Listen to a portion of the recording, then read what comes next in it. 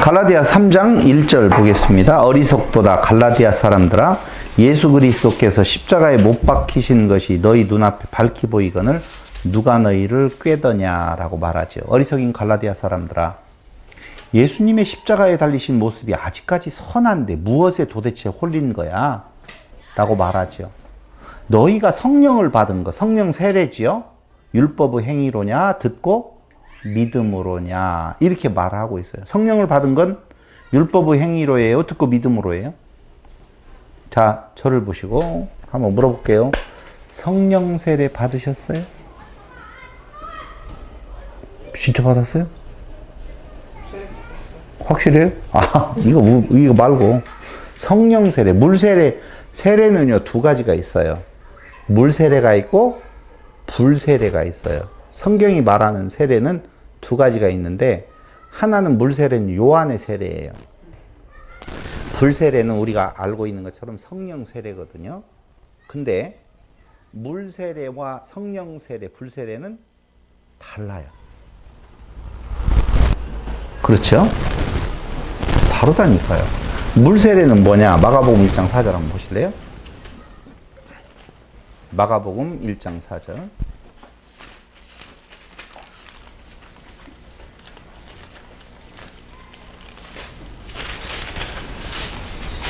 세례 요한이 광야에 이르러 죄사함을 받게 하는 회개의 세례를 전파하니, 무슨 세례래요? 회개의 세례래요. 그렇죠? 누가복음 3장 3절에서도 3장 3절에 보면 요한이 요단강 부근 각처에 와서 죄사함을 받게 하는 회개의 세례를 전파하니, 이렇게 나오죠? 사도행전 13장 24절. 그가 오시기에 앞서 요한이 먼저 회개의 세례를 이스라엘 모든 백성에게 전파하니라. 또 회개의 세례 나오네요. 사도행전 19장 4절. 바울이 이르되 요한이 회개의 세례를 베풀며 백성에게 말하되 내 뒤에 오시는 이를 믿으라 하였으니 이는 곧 예수라 하거늘, 이라고 나오죠. 회개의 세례라고 이야기를 해요.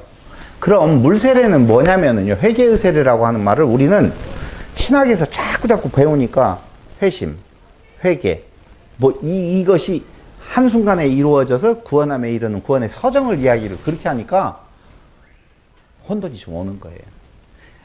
요한을 통해서 베푼 물 세례라고 하는 내용은요, 죄의 인정이요. 물 세례는요, 회개하라, 천국이 가까이 왔느니라 라고 이야기할 때 사실은요, 죽음과 절망과 죄의 고백이에요. 물 세례를 받으면 구원함에 이르는 것이 아니라니까요. 그럼 물 세례는 무슨 의미냐고요? 말씀드린 대로 죄의 인정, 절망, 죽음, 죄의 고백이에요. 먼저 그것이 있고 난 뒤에 그 다음에 성령 세례가 와요. 그러면 성령 세례는 뭐냐면요, 그리스도와의 만남인데요, 십자가의 죽음과 대면하는 것으로서 그 십자가를 나의 것으로 만드는 거예요. 이렇게 말을 하면 뻥하지, 어쩌라고. 그런데 그 다음 단계로 넘어가면 이제 무슨 말이냐, 성령 세례의 현상은 도대체 뭐냐 이거예요. 자, 성령으로 세례를 받았느냐? 다 같이 시작. 아멘. 아멘이죠. 아멘 아닌 사람 없죠. 성령 세례 받으셨죠? 또 이상해졌어. 이걸 어떻게 하면 좋을지 모르겠어요. 세례를 받은 것 같은 이게 성령 세례인지 어쩐지를 잘 모르겠다 이거죠. 그렇죠? 그럼 이제 물 세례는 회개로의 초대예요. 죄인인 줄을 고백하게 되어지고, 오히려 그건 절망이에요. 답이 없어요. 그리고 죽음이요, 우리에게 있어 별로 기분이 안 좋은 거예요. 아, 그냥 회개하라 천국이 가까이 왔느니라 할 때 기분 좋게 받아들이는 사람 있던가요, 없던가요? 없다니까요. 근데 문제 해결을 해야 돼요. 문제 해결은 뭐냐면은 성령 세례를 통하여서 결국은 죄의 문제가 완전히 해결이 되어져야 되는데, 물 세례에서 끝나는 것 같은 사람들이 많다니까요. 근데 여러분들이 성령 세례를 받았는지 안 받았는지 지금 갈라디아에서 이야기하잖아요. 너희가 성령으로 세례 받은 것이 행함이냐 믿음이냐라고 말하잖아요. 갈라디아 지역에 있는 지금 성도들은 무슨 세례를 받은 거예요? 성령 세례를 받은 거죠. 그렇죠? 근데 그것이 그 이루어짐이 율법을 행함으로 받았느냐 믿음으로 받았느냐라고 말하는 것은 바울은 믿음으로 받지 않았느냐 지금 그 말을 하는 거잖아요. 대답하기 싫으면 하지 마요. 자, 사도행전 1장 5절로 8절을 보세요. 사도행전 1장 5절로 8절.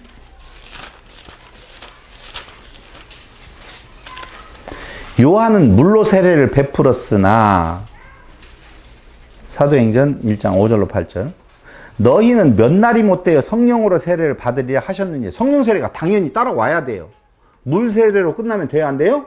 안 돼요. 자, 물 세례를 요한이 많이 베풀었죠. 모두 다 성령 세례 안으로 나왔을까요? 안 나온 자도 있을까요? 네, 안 나온 자도 있을 거예요. 당연히.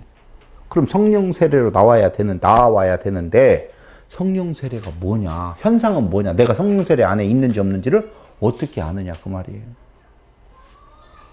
내가 너희에게 성령을 다른 뭐에 성령을 보내주니 성령은 나에 대해 증거한다고 그랬잖아요.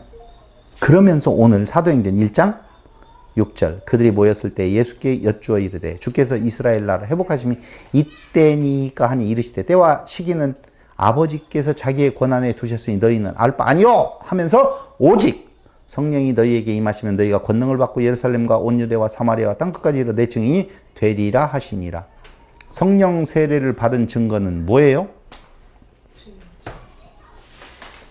자, 여기 증인이 되라 아니고 되리라라고 하죠. 되게 해 주시겠다 그 말이에요. 그럼 내가 성령 세례를 받은 자면 뭐가 되어 있을까요? 지금 증인되어 있는 거예요. 근데 증인이 안 되어 있으면 성령 세례를 받지 않은 거예요. 아니 그렇게 나와 있잖아요. 몇 날이 못해요. 너희에게 성령을 보내주는데 그 성령이 임하시면 너희가 권능을 받고 예루살렘과 사마리아, 온 유대와 사마리아 땅끝까지 이르러 내 증인이 되리라 그렇게 말하잖아요. 그럼 증인이 되게 되어 있다. 그러므로 너희가 증인의 모습이 나타나면 성령이 임하신 증거고 증인의 모습이 안 나타나면 벌써 증인 이야기 하니까 난 전도 안 했는데 어떡하라는 말이냐. 이렇게 생각할 수가 있어요. 여러분 상황 증거가 8절에 정확하게 지금 나와 있어요. 그게 증인이 되리라예요. 혹시 방언이라든가 은사의 어떤 표현들도 되어지는 것은요.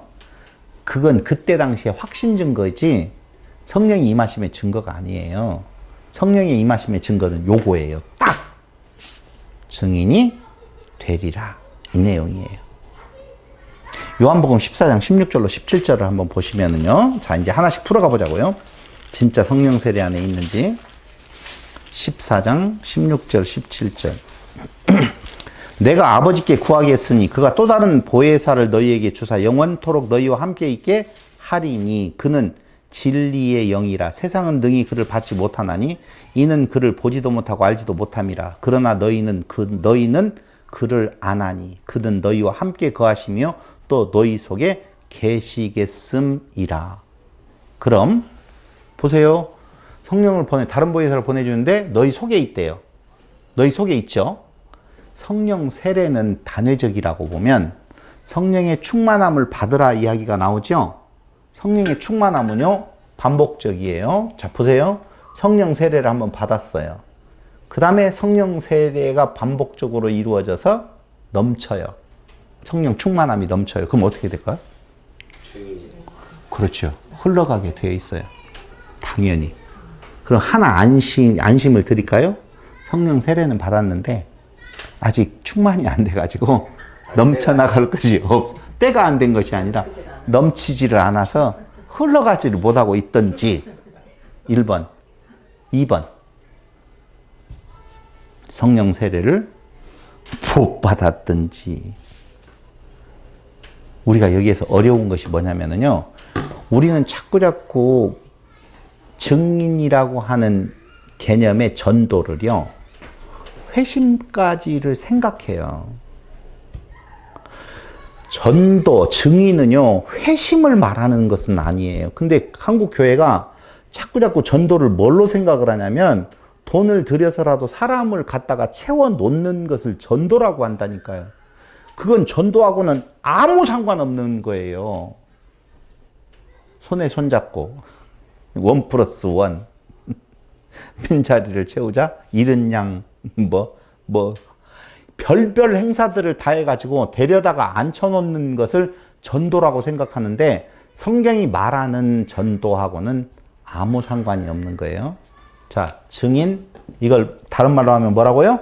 전도라고 이야기했죠. 전도는 도를 전하는 거예요. 선포하는 거라고 그렇게 말을 하고 있다는 거예요. 누가복음 4장 44절에 예수님께서 복음을 전도를 하시는데 회심하는 자가 있어요, 없어요? 없어요. 스데반이요, 장장 7장 1절에서 59절까지 장장 설교를 막 엄청나게 하는데 그게 뭐였어요? 전도였어요. 증인된 모습을 보여주는 건데 결과가 어떻게 됐어요? 죽었어요. 회심하는 자는 없고. 회심하는 자는 하나도 없는데 오히려 그는 죽는다니까? 듣는데 믿지를 안 해요. 제자들이 복음을 전하는데 막 사람들이 막 믿느냐 그런 것도 아니라니까요. 그러니까 우리는 전도, 증인됨이라고 하는 것을 회심까지를 말하고 생각하고 지금 생각을 하는데 보세요. 예수 믿으세요. 바른 전도예요? 잘못된 전도예요? 맞는 거죠. 예수 믿으세요. 제가 한번 강론을 할 때 예수 믿으면 지옥 간다는 말도 한번 했었잖아요. 언젠가는. 예수 믿으면 지옥 간다고 그랬잖아요. 예수 믿음의 그 의미가 무엇인지, 믿음의 주체가 누구인지를 정확하게 생각을 한다면 내가 예수를 믿는다고 말하는 것은요, 그 믿음의 주제가 무엇인지도 모르는 경우가 많고요. 또 내가 믿는다라고 할 때 믿음의 주체가 내가 되어지면은요, 그건 구원함 없어요. 믿음은 은혜인데, 공짜로 주는 건데, 내가 어떻게 예수를 믿어요? 그러니까 믿게 하시는 은혜를 따라서 믿음 안에 거하게 되는 것이지, 그게 구원함에 이르는 길이지, 내가 예수를 믿는 거 아니라고 하는 말을 수도 없이 하세요. 근데 우리는 진짜 많이 봐요. 예수 믿으세요, 예수 믿으세요 라고 이야기해요. 예수 천당, 불신지옥 그러거든요. 그럼 예수 믿는다는 것이 뭐예요?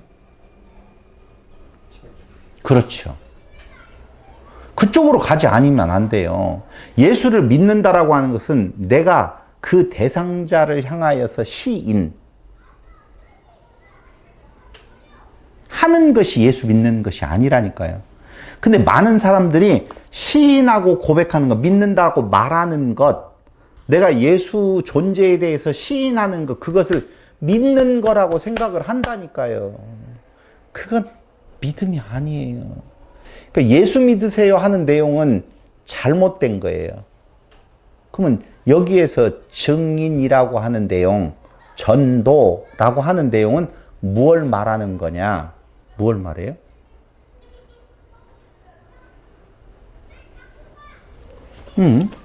전도의 내용 몰라요? 우리는 전도의 내용 이야기할 때 뭐라고 말해요? 십자가와 무엇? 부활에 대해서 이야기를 하잖아요. 근데 십자가는 많이 이야기한다? 근데 부활 말하는 사람 못 봤어. 전도할 때 예수님께서 우리 죄를 위해서 죽으셨어요. 이 말 많이 하잖아요. 우린 죄인이에요. 예수 없으면 지옥 가요. 예수 믿으세요. 그러거든요. 근데 예수님 부활했다는 말 안 한다? 근데 여러분 믿지 않는 자들에게 내 죄를 위하여서 예수님께서 십자가에 죽으셨어요. 그러면 내가 네 돈 언제 훔쳐갔냐?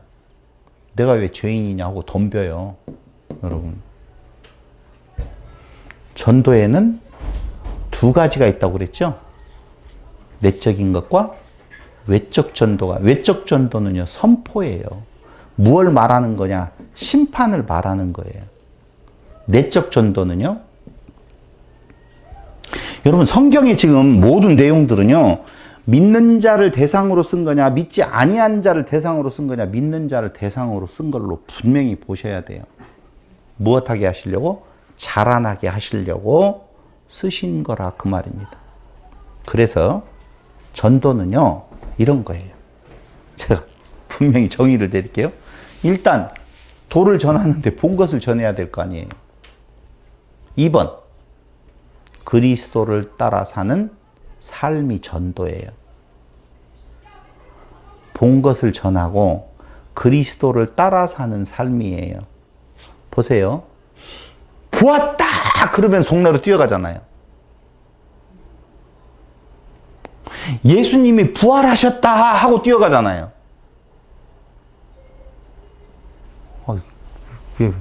안 뛰어가 봐서 모르겠어요? 성경을 보면 예수님을 보았다! 하고 뛰어가잖아요. 예수님 살아나셨다! 하고 뛰어가잖아요. 본 것을 전하는데요. 문제는 뭐냐면 여기에서 그리스도를 따라 사는 삶의 모습이 전도예요. 그리스도를 따라 사는 삶이 뭐라고요? 전도. 그 뭐 어떤 삶이에요? 자기 부인의 삶이에요. 그게 전도라고요. 우리는 전도를 예수 믿으세요. 이게 전도인 줄 아는데 그게 아니고 본 것을 말해요. 우리가 본 것은 뭐예요? 십자가와 부활이죠. 안 봤어요? 부활하신 예수 아직 안 봐서 잘 모르겠어요? 그런데 그걸 본 사람은 삶의 변화가 분명히 있어요. 없다는 건 거짓말이에요. 이걸 지금 뭐라고 생각하느냐? 안 봤어. 자기 부인도 안 나와. 그러는데도 뭔가 변화된 삶을 보여주려고 하는 데에서 나오는 행동이 율법을 따라가는 행동이에요. 그건 자기 자랑이라고. 완전히 달라요. 예수님의 십자가와 부활에 대한 내용을 보고 그 안에서 보니까 누구라는 거예요, 내가? 짐승이었었어. 티끌이었었어. 그걸 내가 그리스도를 보니 내가 짐승이었었고 내가 티끌이라고 하는 부분에 대한 내용을 시인하는 것, 자기 부인이라고 하는 것은 자기 부인이 뭐예요? 아까 이야기하대. 마이 와이프라고. 이 자기 부인이 그건 자기 마이 와이프가 아니고 자기 부인은요 딱 하나예요. 을을 향해 가는 율법적인 자기의 행위에서 돌아서서 나는 을을 이룰 수 있는, 신이 될 수 있는 어떠한 능력이나 자격도 없습니다라고 하는 내용을 고백하는 것이 자기 부인이에요. 그래서 자기를 부인하고 자기 무엇을?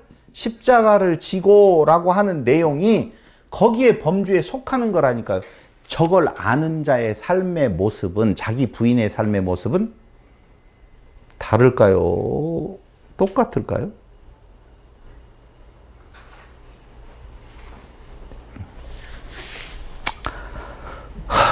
이런 거예요. 이런 거. 어떤 삶이냐면요. 봐봐요.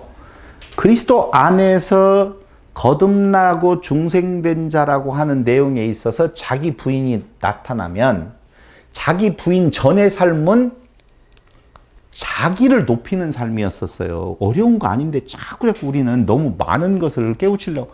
아니 돌아가 보자고요. 어디로? 에덴 동산으로. 선악지식 나무를 먹었어요.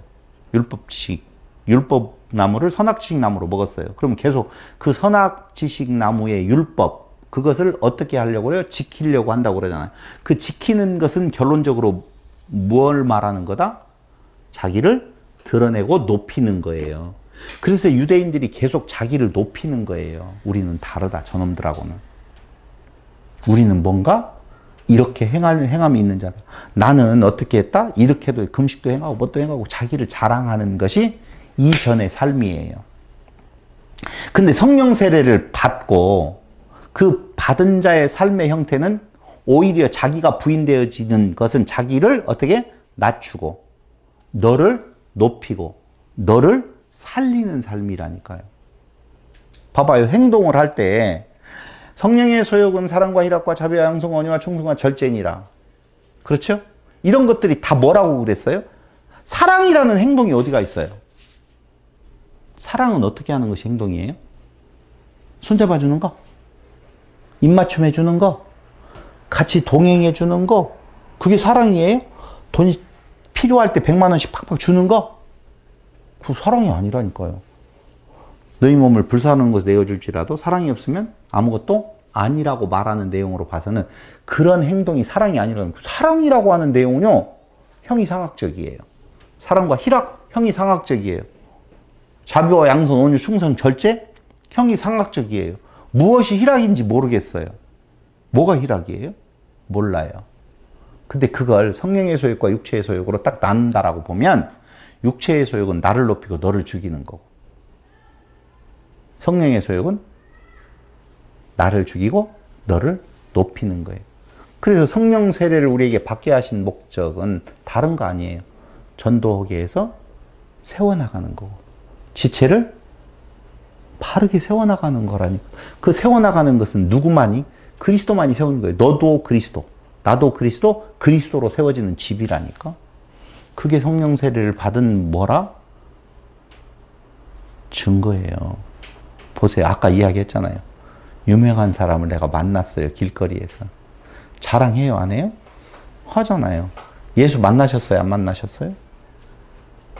이런 것들이 어려워요. 참 어려워요. 아니, 이제까지 예수 믿는다라고 이야기해놓고 예수를 만났느냐 안 만났냐라고 물어보면 이 정도로 가면 내가 만났나 안 만났나, 언제 만났지, 무엇으로 만난 거야? 유명한 자를 만났을 때 자랑하는 것처럼 예수를 만났다라고 보면 자랑, 증인, 이게 성령 세례를 받은 거라고요. 근데 그 성령 세례의 증거로서 증인이 되는 모습이 나타나지 않는다는 말은 안 봤으니까 그렇고, 미안해요. 너무 강하게 이야기해서. 안 봤다니까. 근데 막 다 교회만 나오면 봤대. 다 성령 세례 받았대. 다 믿음으로 구원받았대. 그런 거 없어요. 헷갈리니까 본 것처럼 연기해야 돼요. 그러니까 자랑하지 못하는 거예요. 여러분, 착한 전도가 어려운 이유가 있어요.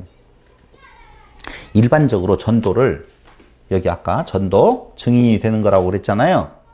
일반 전도하고 성령 세례에 의한 증거로서의 전도 증인이 되는 거하고는 정말 많이 다르는 이유는, 보편적으로는 사람을 교회로 데리고 오는 것까지를 지금 회심까지를 전도라고 생각을 해요. 근데 이게 어려워요. 왜냐하면 교회를 데리고 온다? 누구를 데리고 와야 돼요? 돈 있는 사람이요? 그럴 수도 있겠죠. 이렇게 말을 하면 여러분들이 어떻게 느낄지 몰라요. 전도하기 가장 어려운 대상이 누구냐? 그러니까 가까운 사람이라고 말하는 걸 전 많이 봤어요. 맞나요? 전도하기 어려운 사람들은 가까운 사람이 어렵대요. 왜냐하면 가까운 사람은 자기의 못된 부분을 너무 잘 알고 있거든요. 근데 전도할 때 뭐라고 말하느냐? 우리 교회에 오면 어쩌고저쩌고 하면서 착한 전도들을 하거든요. 다들. 근데 뻔해요. 가까운 사람 너무 잘 알아요. 그러니까 가까운 사람 전도는 못하고 저 멀리 있는 사람 예수 믿으세요. 우리 교회 오면 좋은 점 있어요. 라고 하면서 그렇게 전도를 한다니까요. 전도는 그게 아니에요. 전도는 다 같이 성령 세례의 증거로서 나타나는 것으로서 본 것을 무엇하는 것이다고요? 자랑하는 것이 전도예요. 그 전도는 성령 세례를 받은 사람만이 할 수 있는 거예요. 그러니까 성령을 받았느냐? 오케이. 봐봐요. 캐리그마라는 말을 혹시 들어보셨어요? 못 들어봤구나. 헬라어의 캐리그마, 캐리소라고 하는 동사, 캐리그마라고 하는 명사는 고지하다, 알리다, 선포하다예요. 캐리그마는 선포, 고지라는 거예요. 그러니까 전도는 선포하고 고지하는 거라니까. 숫자를 채우는 것이 아니라니까요. 그럼 여러분들 삶을 한번 돌아보세요. 예수님에 대해서 자기를 부인하고 예수님을 선포하는 일이 있어요, 없어요, 지금? 내가 이렇게 말해 주었으면 좋겠어요. 괜찮아요. 조금만 기다리면 언젠가는 나올 거예요. 아니요, 그렇게 말 못 하겠어요. 요한복음 16장 8절 한번 보실래요?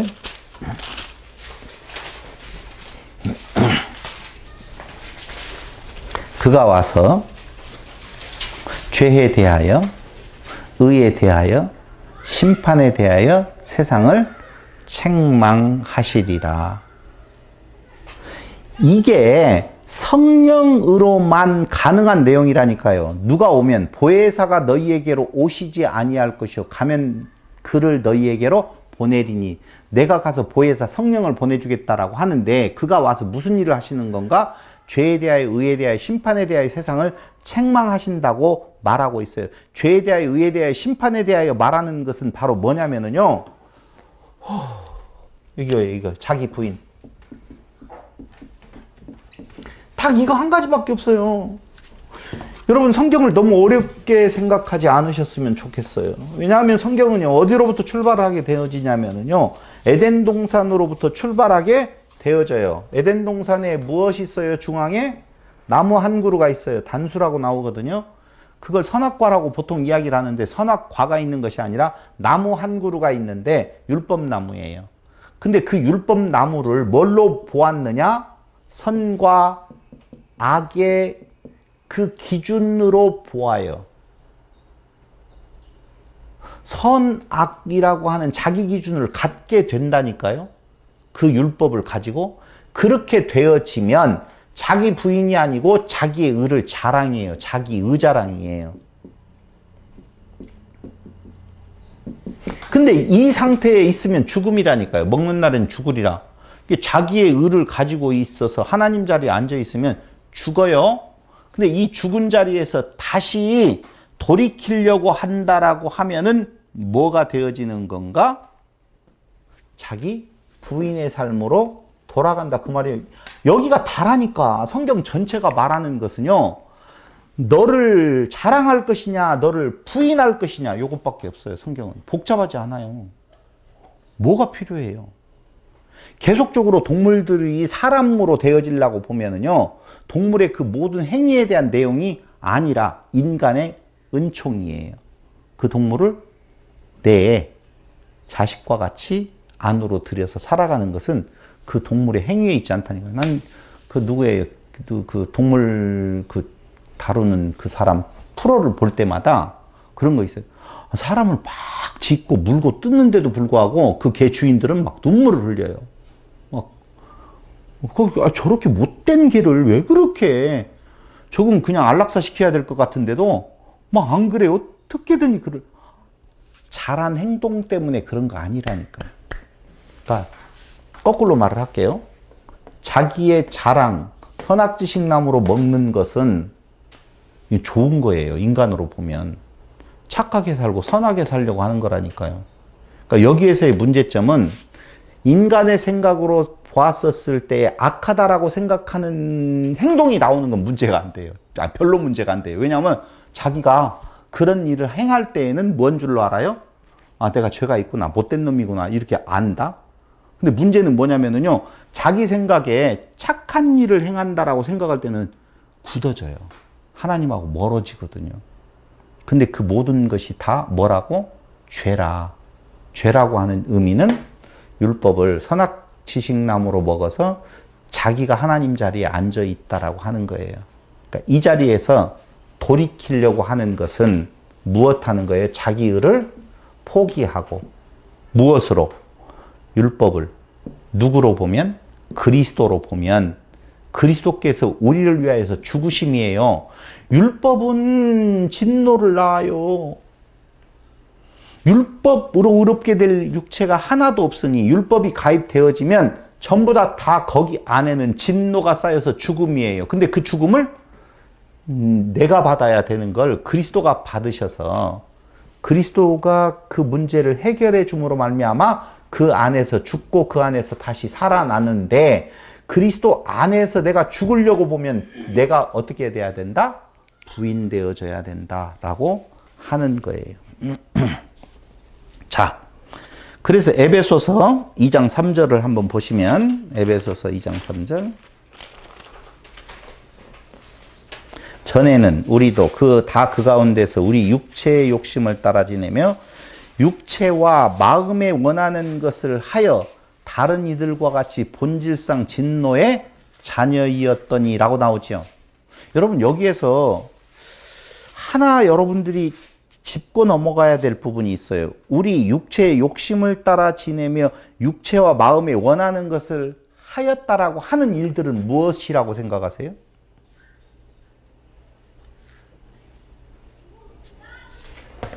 좀 처음 들어보는 이야기를 하니까 땀날 거예요. 우리는 이런 것들을 뭐로 생각하냐면요, 윤리와 도덕적으로 나쁜 행동을 생각을 하셔요. 여기에요, 육체와 마음에 원하는 것을 하여. 어디 한번 물어볼까요? 김명희 사모님. 착한 일 하고 싶어요? 나쁜 일 하고 싶어요? 착한 일 하고 싶어요. 돈 벌어서 나만 쓰고 싶어요? 많이 벌면 나누어 주고 싶어요? 그럴 거예요. 사람들을 살리고 싶어요? 죽이고 싶어요? 욕하고 싶어요? 아니면 칭찬하고 싶어요? 칭찬하고 싶어요. 그렇게 저렇게 대답을 어저께 다 예행 연습을 했어요. 우리는 자꾸 그 반대의 개념만이 육체의 소욕인 줄 알아요. 육체의 소욕은요, 반대로 지금 저하고 이야기했었던 반대의 개념으로 가는 게 아니에요. 세상 사람들은요, 다 착하게 살고 싶고요, 도와주고 싶고요, 얼마나 선한 행동을 하고 싶어 하는지 몰라요. 왜요? 나 있어요, 그거 하려고. 세상이 제일 행복한 때가 어느 때인 줄 아세요? 내가 쏠게. 이때가 얼마나 행복하다고요? 내가 쏠게. 이런 거예요. 고아원에다가요, 한 트럭 갖다 라면 상자를 실어다 주고 올 때 그 뒷모습은요, 이루 말할 수 없을 정도로 어깨가 올라갈 거예요. 이 말이에요. 육체와 마음에 원하는 것을 하여 다른 이들과 같이 본질상 진노의 자녀이었다. 우리는 이걸 생각을 할 때 못된 짓 했구나, 도둑질 했구나, 간음했구나, 살인했구나, 뭐 이런 걸 생각 아니에요. 아담은요, 선악과를, 우리가 흔히 말하는 선악과를 따먹고요, 못되게 사는 것이 아니라 착하게 살았어요.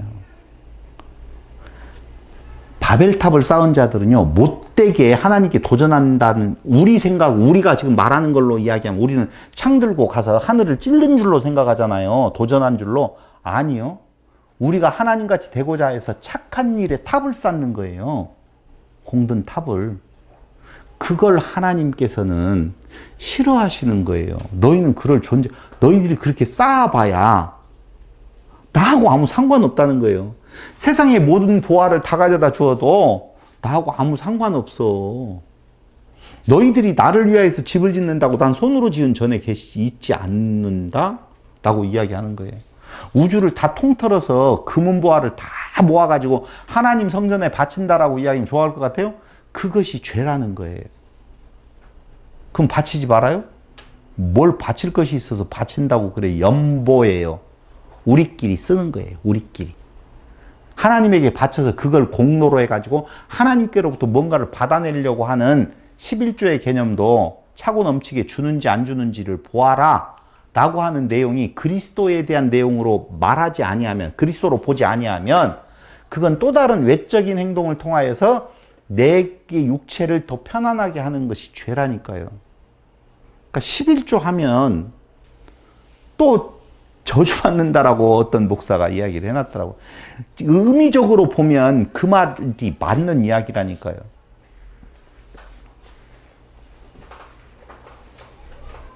(3장 4절에) 보면, 갈라디아서에 보면은요, 그렇게 말을 하네요. 이제 본문 들어왔어요. 3장 4절에 너희가 이같이 많은 괴로움을 헛되이 받았느냐? 과연 헛되냐라고 이야기하는데, 고난을 참고 견뎠는데 왜 그러는 거야?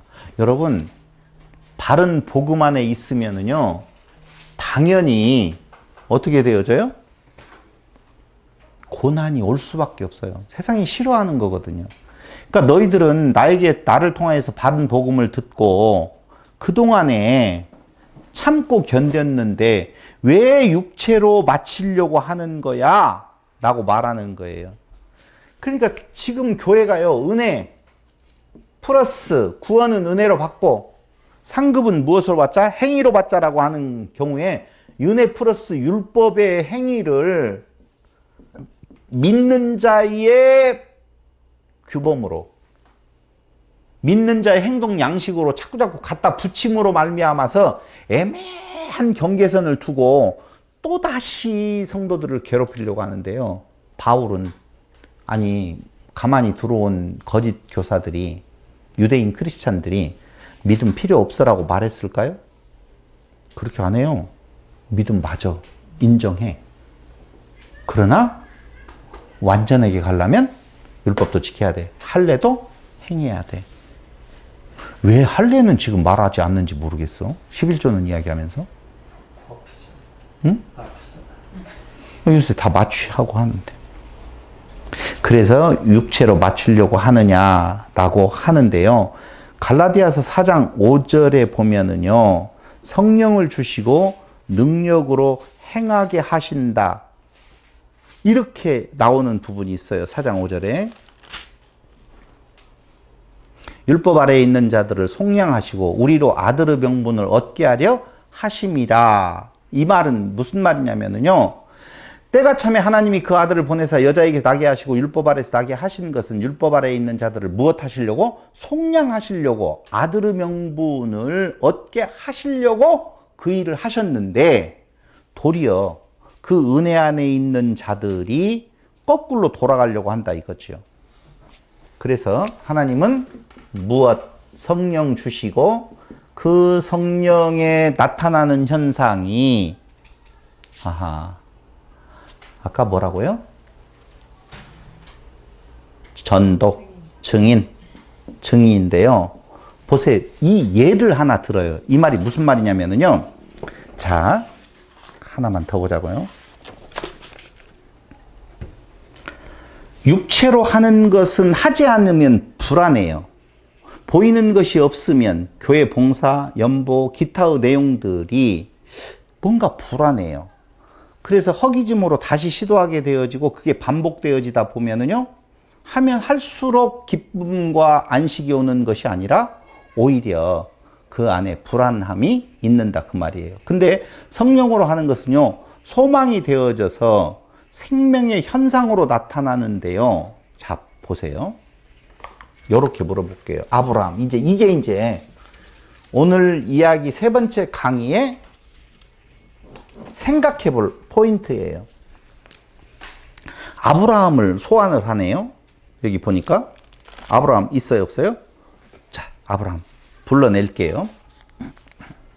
9절 8절에 또 하나님이 이방을 믿음으로 말미암아 의로 정하실 것을 성경이 미리 알고 먼저 아브라함에게 복음을 전하되 모든 이방인이 너로 말미암아 복을 받으리라 하였느니라. 그러므로 믿음으로 말미암은 자는 믿음이 있는 아브라함과 함께 복을 받느니라. 이렇게 지금 이야기를 하는데요. 아브라함 잘 아시죠? 여러분 이거 헷갈렸을 텐데, 아브라함은 75세에 인정을 받아요. 너 믿음 있네. 인정을 해줘요. 그거 찾아가 볼까요? 내가 너에게 아들이 없었잖아요. 하늘의 별과 같이 바다의 모래알과 같이 너에게 많은 자손들을 줄 거야. 그러니까 그걸 어떻게 했다고 그래요? 믿었다고 그래요. 그러니까 하나님께서 그 믿음을 의로 여기셨다 그렇게 말하거든요. 그때가 몇 살이에요? 75세였어요. 좀 이상하지 않아요? 이상하지 않으면 또 따라가자고요. 그런데 99세가 돼요. 99세가 될 때까지 자식이 없는 거예요. 자식이 없으니까 하나님께서 나타났을 때 이스마엘로 족해요. 다메섹 엘리에셀 뿐입니다.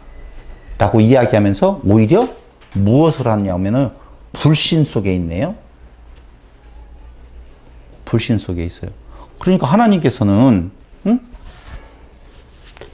아니, 아브라함을 가만히 놓고 보면 75세에, 약속을 하니까, 예, 믿어요. 해가지고 그걸 의로 여기셨다라고 했는데, 이게 믿은 거예요? 믿지 않는 거예요? 믿었다고 하니까 믿는 거지. 그러니까 오늘 지금 그 이야기 하려고 그래요. 아니, 여러분들에게 이게 잘 생각해보지 않았던 내용이기 때문에 제가 지금 설명을 어떻게 드려야만 쉽게 이해할까? 아브라함은요, 그 믿음의 조상이라고 이야기할 때 인정받은 것이 75세에 너에게 바다의 모래알과 같이 하늘의 별수와 같이 많은 자손을 주겠다라고 하는 말을 할 때 하나님을 믿었어요. 그걸 의로 여기신 거예요? 아니면 이삭을 바치라고 할 때 바쳤었을 때에 그걸 보고 의롭게 여기신 거예요? 지우고 이삭 바칠 때 인정받았어요?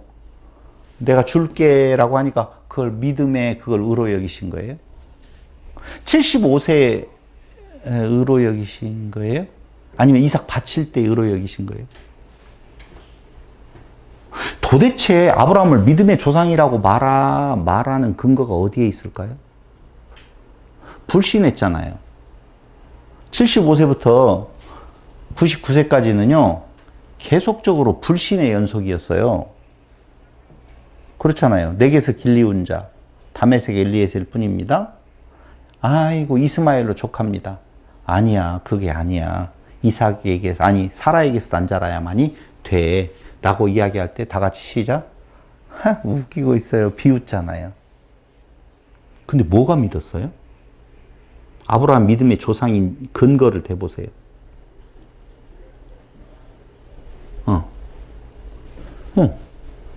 하나님 좋아요. 약속? 뭔 약속? 아니. 봐봐요. 주겠다.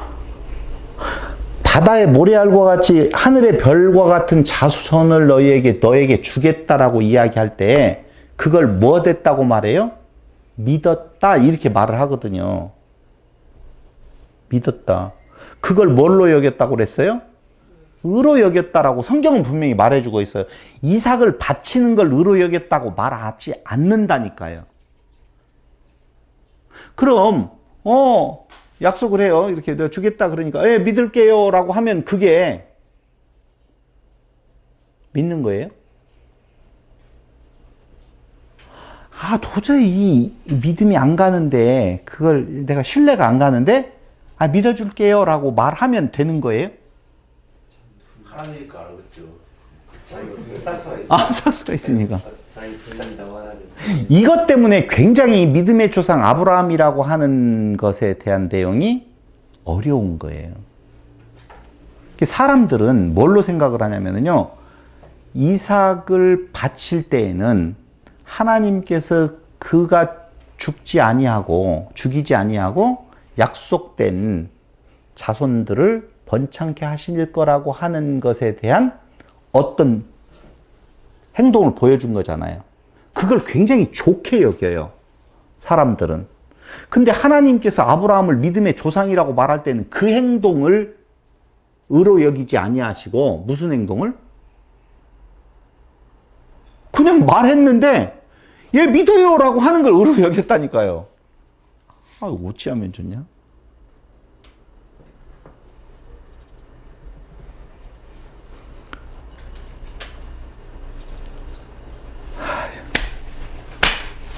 그냥 결론으로 들어갈게요. 그렇기 때문에 아브라함은 행위가 아니라 하나님의 은혜로 말미암아 믿음의 조상이 되었다는 걸 강조하는 거예요. 만약에 아브라함이 이삭을 바치는 것을 의로 여겼으면 행위예요, 믿음이에요?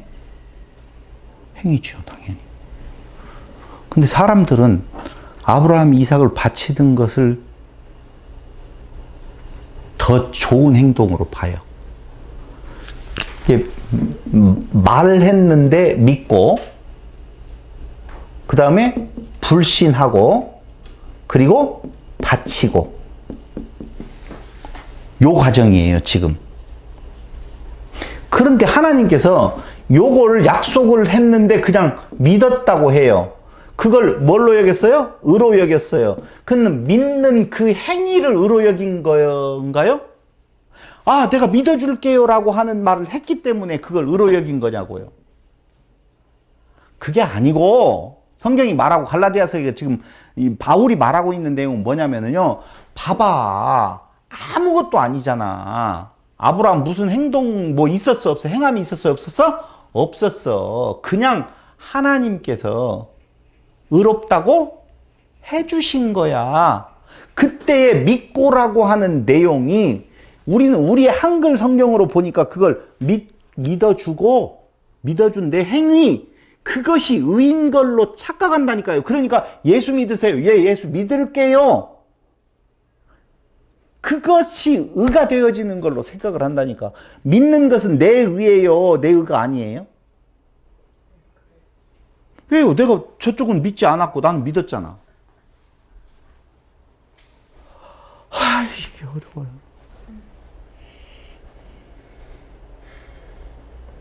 그럼 여기 불신 있잖아요. 불신 과정을 한 번만 더 이야기하고, 이 불신은 왜 하나님께서 이 불신을 역사하셨을까 생각해 보셨어요? 어떻게 하려고? 훈련하시려고. 절망에서 하나님을 발견케 하시려고. 다시 이야기해서 이때 하나님 몰라요. 아브라함은요, 하나님이 약속을 하니까 예, 고마워요. 좋아요. 좋은 이야기지요. 라고 한 거예요. 그 말은 믿는다라고 말하는 것에 어떤 가치가 없다는 거예요. 그 아브라함의 내가 믿어줄게요 라고 하는 그 말이 너무 고마워서 그를 믿음의 조상으로 세운 것이 아니라 그냥 하나님께서 그렇게 정하신 것이다 라고 하는 은혜를 이야기하려고 한다니까요. 요걸 의로 여기셨다는 말은. 근데 우리는 자꾸 믿을 때에 그에게 그 믿음을 근거로 해서 믿는다라고 하는 그 말을 근거로 해서 믿음의 조상으로 삼아준 걸로 자꾸 해석을 하려고 한다니까? 아니, 그 말이 아니고, 고마워. 여러분, 1,000,000원 제가 내일 드릴게요. 그러면 다 같이 시작. 고마워요. 내일 안 주면. 안 줄 줄 알았어요. 그런 정도예요. 그러니까 어떻게 해요? 그동안에 하나님께서 자식을 주지 않아도 하나님을 원망하거나 불평해하지 않아요. 다메섹 엘리에셀로 좋게요. 뭘 노력하시려고 그러세요. 그냥 여기 하가를 통해서 낳은 이스마엘로 좋게요. 너무 수고하지 마세요. 그 어려운 사라를 통해서 왜 나게 하려고 그래요. 그냥 여기에서 그냥 끝내셔도 돼요. 이렇게 말하잖아요. 약속했으면 사라에게서 빨리 나게 해야 될 거 아니에요. 이렇게 덤벼요, 안 덤벼요? 안 덤벼요. 그러니까 그 말은요, 100번, 1000번 또 이야기해도, 예, 하나님의 약속을 제가 믿어요 라고 이야기할 때 그 믿음이 근거로서 믿음의 조상이 되었다는 말을 하려고 하는 것이 아니라 쉽게 표현하면 웃기게 지나가는 말로 예, 믿어요 라고 정말 웃기는 행동을 했는데도 불구하고 그가 믿음의 조상이라고 칭함을 받는 것은 오늘날에 그때 갈라디아 교인들아, 너희의 어떤 다른 행동이 있어야만이 의롭게 되는 것이 아니다는 것을 아브라함만 봐도 알 거 아니냐. 아브라함을 봤더니 아무것도 아니네. 진짜 믿는다라고 하는 자기 행위조차도 있다 없다? 없다. 무슨 행동을 한 것도 아니네. 예, 약속하니까 예, 믿을게요. 그걸 의로 여기셨네. 진짜 인간의 어떤 행위도 근거가 되어지지 않았구나라고 하는 내용을 바울은 지금 갈라디아 교회들에게 말하는 거예요. 누구를 예를 들어서? 아브라함을 들어서. 아브라함을 봐봐라.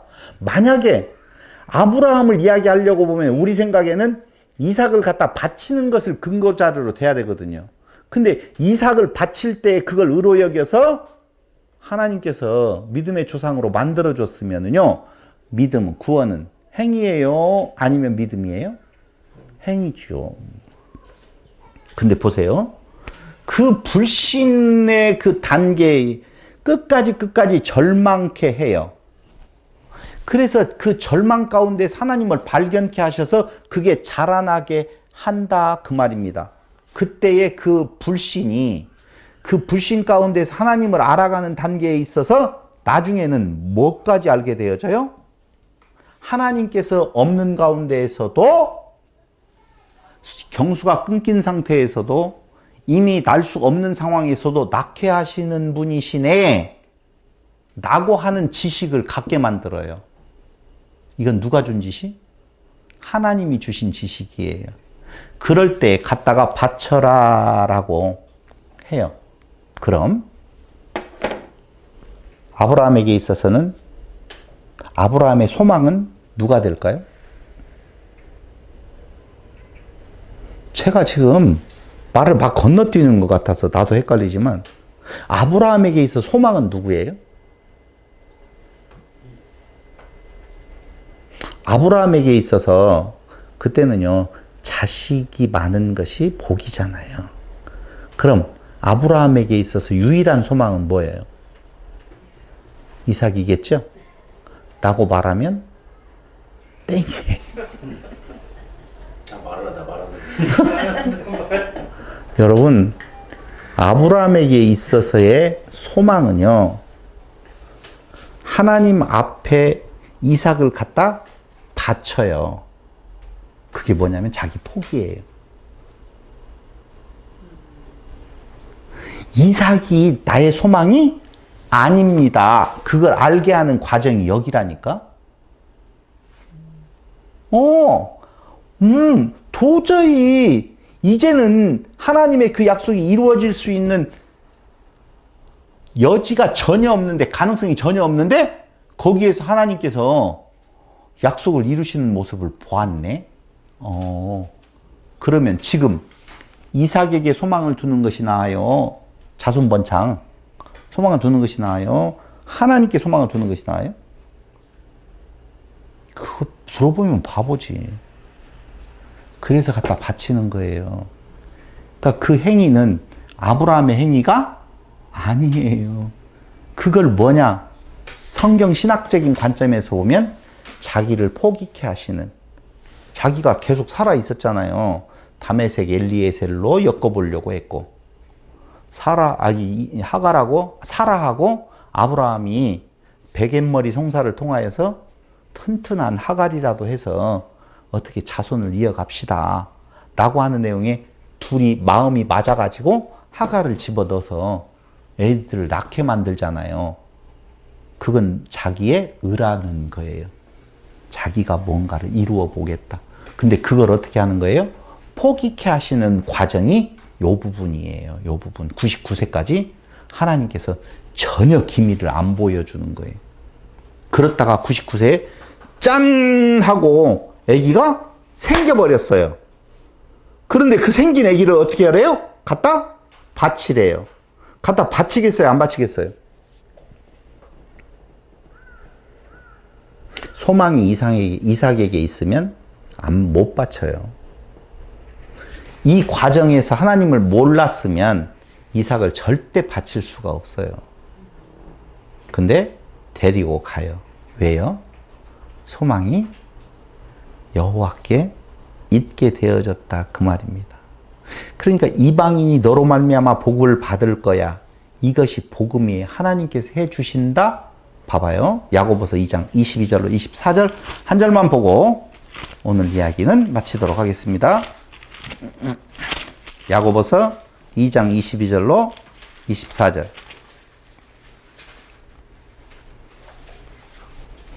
내가 보거니와 믿음이 그의 행함과 함께 일하고 행함으로 믿음이 온전하게 되었느니라. 이에 성경에 이른바 아브라함이 하나님을 믿으니 이것을 의로 여기셨다는 말씀이 이루어졌고 그는 하나님의 벗이라 칭함을 받았나니.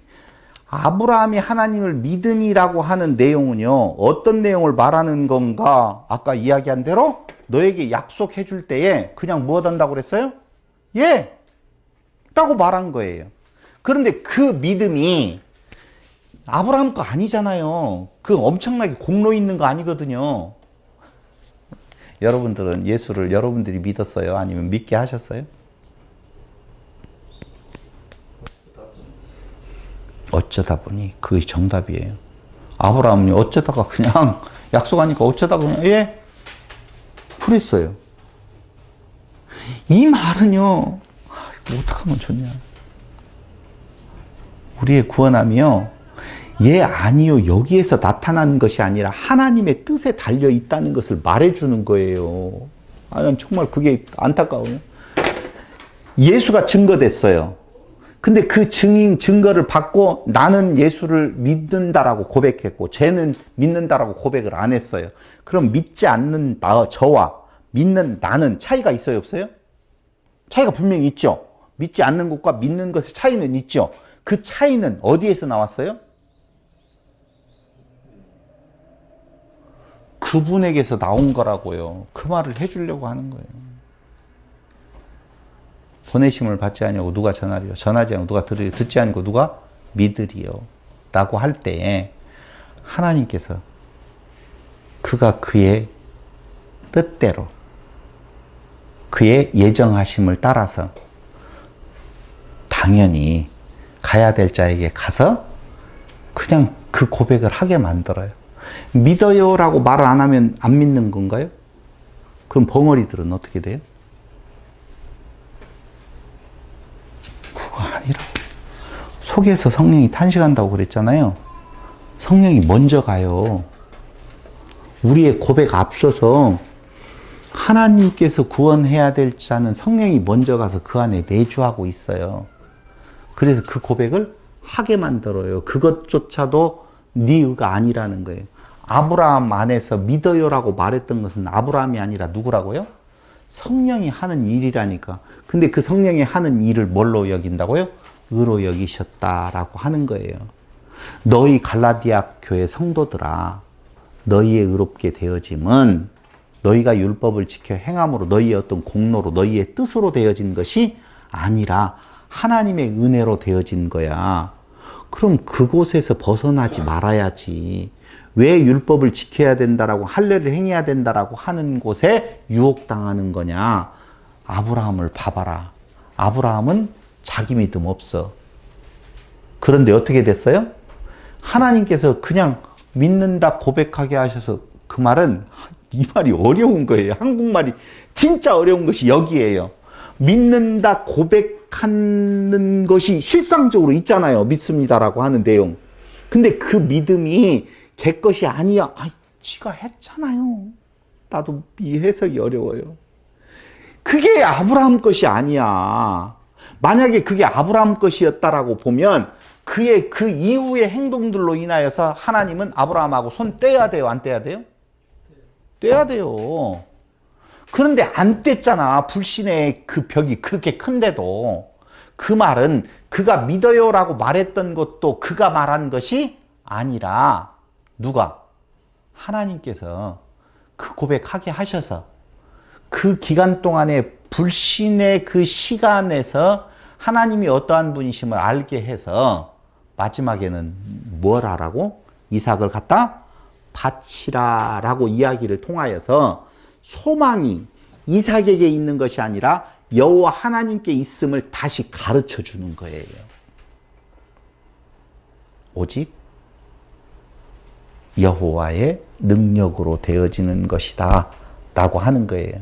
자, 그 다음번에 대한 내용은 계속적으로 바울은 무슨 이야기를 하느냐면요, 율법을 지킴으로 말미암아 의롭다 여겨지는 것이 아니라 믿음으로 말미암아 의롭게 되어지는 것이다라고 설명을 해가는데, 우리는 고민스러운 것이 오늘 처음 시작할 때 이야기하고 풀어서 결론을 내리도록 하겠습니다. 성경에 보니까, 신약 성경에 보니까 계속 뭐하라? 하라? 하나님의 뜻대로 행하라. 이 말이 계속 나와요. 근데 또 한편에서는 행함이 아니라 뭐라고 나온다고요? 믿음이라고 나온다 그 말입니다. 이 행하라라고 하는 내용의 진짜 참 뜻은 자기 부인이에요. 철저히. 그 자기 부인이 바로 뭐예요? 예수 믿음이라. 이쪽이에요.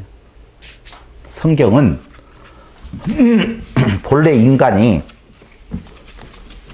티끌과 짐승과 같은 존재였었는데 그 티끌과 짐승의 존재를 어디에서? 에덴 동산,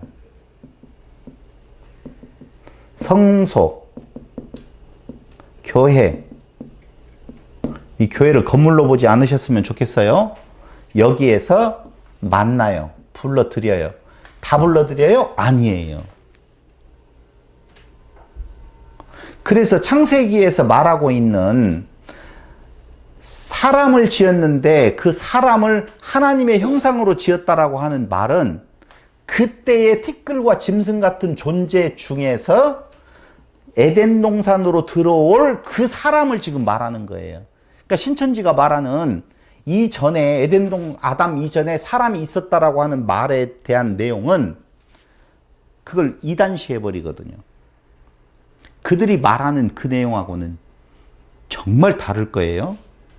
근데 신학계에서 갈등이 뭐냐면은 아담 짓기 전에 사람이 존재했느냐 존재하지 않았느냐라고 하는 내용이에요. 지금의 신학계에서는 아담 이전에 사람이 존재했다라고 말하는 것에 대해서 약간 이단시해요. 저는 뭐라고 말하고 있어요? 사람 아닌 사람이에요. 어떤 사람? 짐승과 같은 사람이 있었고 그 사람 중에서 사람 같은 사람으로 에덴 동산으로 불러들여 올 때에 하나님의 형상으로 불러들였다라고 하는 것이 맞아요. 그 다음에 하늘에 계신 하나님이 육신을 입고 에덴 동산으로 오시는 거예요. 거기에서 만나서 결국은 어떻게 해요? 이 율법으로 죽이는데 누구를 죽여야 돼요? 하나님을 죽여야 돼요? 인간을 죽여야 돼요? 인간을 죽여야 되는데 인간이 죽어봐야 가치 없다니까요. 그래서 이 안에서 하나로 하나님이 죽어요. 대신 죽을 때 그 안에서 짐승과 같은 그 존재를 하나님 만들기 위해서 여기 안에서 죽이고, 그리고 그 생명과라고 하는 그 율법이 진짜 의미를 알게 되어지면 생명과 되시는 누구예요? 예수 그리스도예요. 그래서 예수로 먹게 하셔요. 예수로 먹게 하셔서 예수 안에서 죽고 예수로 다시 사시게 되어지면 그것이 바로 뭐라고요? 아나케팔라이오마이, 하나됨이에요. 하나님과 하나님의 자녀로서의 하나됨이에요. 이것이 세상 창조의 목적이요, 성경을 주신 목적이에요. 요 관계에 있어서 아까 율법 하라 하지 말라 행하라 라고 하는 내용에 있어서 이렇게 행하지 않으면 안 된다라고 하는 내용들이 다 무엇을 말하는 건가? 다 같이 시작. 자기 부인이라 그 말입니다. 근데 자기 부인을 하지 아니하고 자기를 드러내려고 하는 쪽으로 먹는다라고 보면 그는 떨어져 나가는 거예요. 이쪽으로 가는 것이 아니라 영원한 사망의 자리로 가게 되어졌다는 것이죠. 그래서 여러분들이 이제 야고보서 갈라디아서 3장 이후를 보면 율법하고 복음은 무슨 관계가 있는지, 믿음과 율법은 무슨 관계가 있는지에 대한 내용을 다 설명을 해주는 건데, 한마디로 말을 하면 뭘 이야기를 하는 건가? 죄로 심히 죄되게 만들고 그리스도에게로 인도하는 역할을 해주는 것이다라고 하는 내용으로서 율법은 지켜 의롭게 되는 것이 아니다라고 하는 내용을 말해주고 있는 거예요. 그러니까 그렇게 한번 보시라는 거예요. 여기까지 보고. 시간이 이제 그러니까. 그러면 여러분들이 한 주간 동안에 잘 그걸 보시고 그 다음 주에 4장 이후로 3장 이후로 나오고 있는 내용에 대한 것이 무엇을 말하고 있는 건가를 한번 풀어보면 갈라디아서가 말하는 내용, 무엇으로는 갈라디아서 처음에 나왔던 거 있죠? 다른 복음은 없다. 그건 오히려 너희를 교란하여 그리스도의 복음을 변하게 하려 하는 것이다. 오히려 다른 복음으로 들어가면 너희는 저주를 받게 되어진다. 떨어져 나감 있어요. 저주받는 거. 무서워 죽겠네. 내가 하는 거 아니라고 하는데요. 그 절망 가운데서 우리를 키워가는데 우리의 성령 세례의 근거는 내 마음이 예레미야서에서 이야기하는 것처럼 본 내용이 불붙는 것 같아서 견딜 수 없는 마음이 있다라고 보면 그게 하나의 증거가 되어질 거예요. 그거 외에 다른 증거 없어요. 너 진짜 다른 증거 없어요. 내가 구원하면 이럴까 아닐까? 아무 관심 갖지도 않아요. 봐봐요. 아까 BTS 중에 한 명을 봤어요. BTS 그 자체에 관심이 있지 자기에게 관심이 없다니까요. 내가 BTS를 내가 봤어 라고 하는 내용이 아니에요. 진짜 자랑은요. BTS를 내가 봤다. BTS가 강조점에 있다니까요. 그러니까 오늘 이 내용이 여러분들 마음속에 조금 다시 이제 마지막까지 다음 2시간 정도 더 살펴보고 결론을 가져가도록 하겠습니다. 질문 있으면 받겠습니다.